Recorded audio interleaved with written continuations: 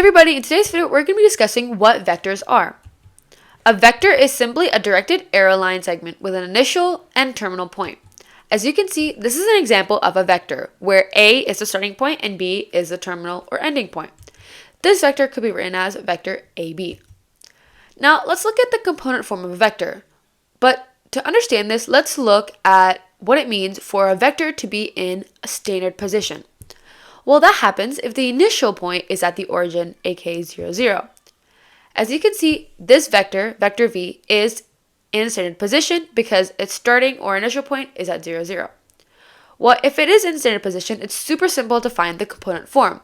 It's simply vx, vy. It's the x component, the y component.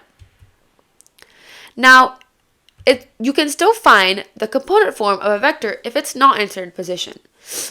In that case, you'd have to subtract x2 minus x1, y2 minus y1 in order to find the component form of that specific vector. AKA, you're just finding the vector distances between the terminal and initial points. Let's look at an example. Let's say we have to write the component form of the following vector. And here is the vector v that's given. Now, we're going to use a formula that we saw in the previous slide, and we know this is not in standard position because the initial point is not at 0, 0. So let's follow this formula.